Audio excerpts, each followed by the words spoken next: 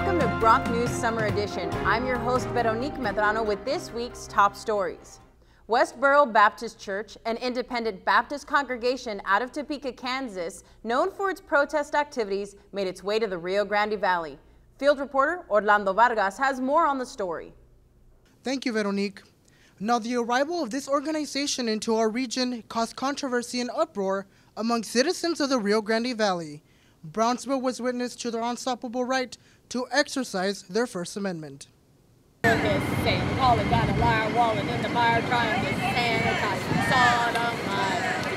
need is love. These sounds were heard as members of the Westboro Baptist Church marched through the city of Brownsville. They traveled from their native Topeka, Kansas, to picket 3 churches in our community.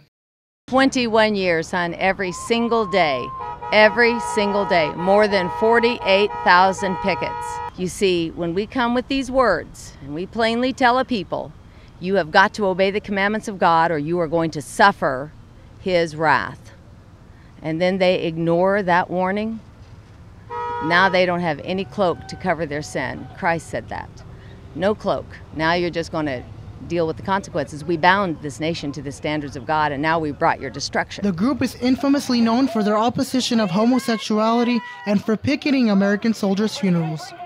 They are professionals at spreading a message they argue is their First Amendment right. The way that they go out there and just spread hate to everybody that isn't them, it's bringing us together, and it's making the things that they're preaching against more tolerated and accepted by the majority of everybody else. Just a block away, community organizations such as Valley Veterans, PFLAG, and Patriot Guard Riders came together to counter-protest the WBC and to make known that they are not welcome here in the Rio Grande Valley.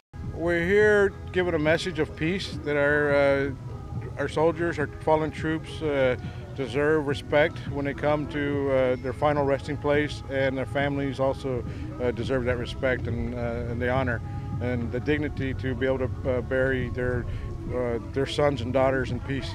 They are not only protesting God loves everyone, but also using that and their message of hate at our soldiers' funerals really made me come out here and say that enough is enough, not only for our soldiers, but for all of everybody in our community, for our LGBT, for our veterans. And that's why instead of confronting Westboro Baptist Church, we decided to come here and do a peaceful rally, peaceful event to let people know throughout the nation that that's what we're about here in Brownsville. Until the country changes its ways to suit them or the Supreme Court finds against them, their show will go on and on. Needless to say, their message of hate was countered to bring a message of peace, equality, and lastly, to honor our fallen heroes. Reporting from the Bronc TV newsroom, I am Orlando Vargas. Back to you in the studio. The fall may be 2 months away, but video game distributors and creators gathered at E3 2012 in Los Angeles, California to announce new console products and video games for release in the fall season.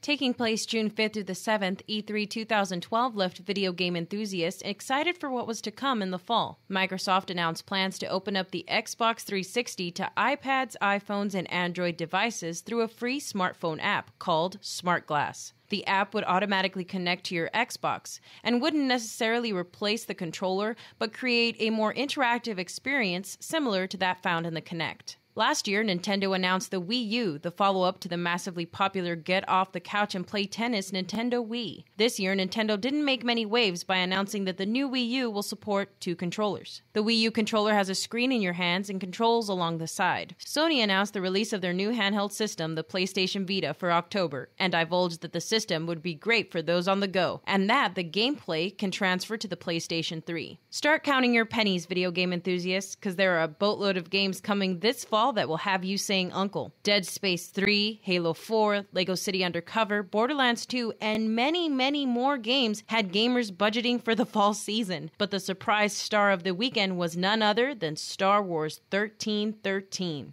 Hello, Bronc Country. I am your weather correspondent, Susan Tristan, bringing you a look at our current weekend weather.